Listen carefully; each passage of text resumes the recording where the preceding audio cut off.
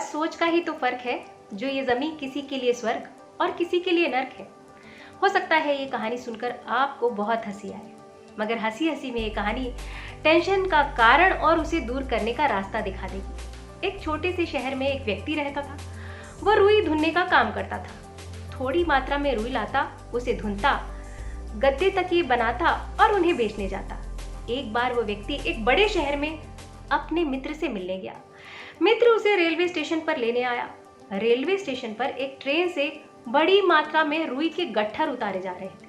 Platform पर रुई के गट्ठरों का पहाड़ खड़ा हो गया था। इतने सारे रुई के गट्ठर, इतना बड़ा रुई का पहाड़ उसने पहले कभी नहीं देखा था। वो व्यक्ति उस रुई को बहुत ध्यान से देखता रहा और फिर वो एकदम टेंशन में आ गया और बोलने लगा, कौन धुनेगा, कौन भरेगा। कुछ देर तक वो ऐसे ही बोलता रहा और अचानक ही बेहोश होकर गिर पड़ा। मित्र ने उसे तुरंत उठाया, डॉक्टर के पास अस्पताल ले गया। डॉक्टर साहब ने बीपी चेक किया, दवा दी और वो होश में आ गया। होश में आकर वो गुमसुम सा हो गया।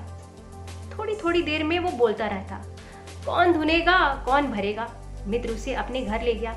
ना ही उसने मित्र से कोई बात की और ना ही वो अच्छे से खा पी रहा था। आखिर मित्र उसे उसके छोटे से शहर में वापस छोड़ आया। घर वाले भी परेशान हो गए। उसकी हालत देखकर वो समझ नहीं पा रहे थे कि क्या करें। आखिर एक रिश्तेदार ने सलाह दी कि इसे मनोचिकित्सक को दिखाया जाए। घर वाले उसे मनोचिकित्सक के पास ले गए। मनोचिकित्सक ने सारी घटना कब हुई, कैसे हुई जानने की कोशिश की, जिसके बाद कि ये बीमारी शुरू हुई। घर वालों ने मित्र का फोन नंबर डॉक्टर को दिया और मित्र से डॉक्टर की बात करवाई। मित्र ने सारी घटना समझाई कि कैसे वो रुई के गट्ठर को देखकर अचानक ही बेहोश हो गया और उठकर बड़बड़ाने लगा, कौन धुनेगा, कौन भरेगा। डॉक्टर को सारी बात समझ में आ गई। उसे पता चल गया कि इसे तो कोई बीमारी ही नहीं है, ना ही उसने उसकी कोई जांच की और ना ही उसे कोई दवा दी। वो सोचने बैठ गया कि इसके दिमाग में जो रुई का भूत घुस गया है, उसे कैसे निकाला जाए। उसने कुछ देर सोचा और फिर उसके घर वालों को बुलाया और उनके कान में कुछ समझाया। घर वाले उसके बिस्तर के पास गए और जोर जोर से चिल्लाने लगे, अरे उस प्लेटफॉर्म पर जो रुई के गट्ठरों का पहाड़ खड़ा था ना, उस पर किसी ने जलती हुई माचिस की तीली फेंक दी। पूरा का पूरा गट्ठर जलकर राख हो गया।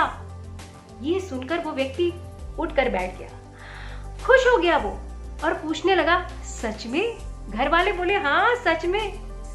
कहने लगा, चलो अच्छा हुआ, अब मुझे इतनी सारी रुई नहीं धुननी पड़ेगी। फिर से अगले दिन से वो व्यक्ति नॉर्मल हो गया।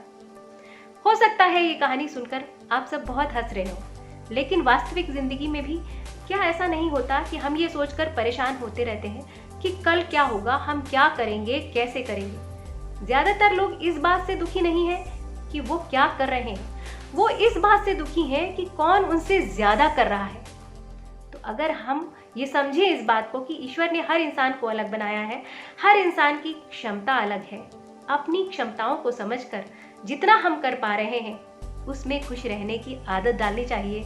ऐसी आदत डालने से कभी जिंदगी में टेंशन नहीं होगा।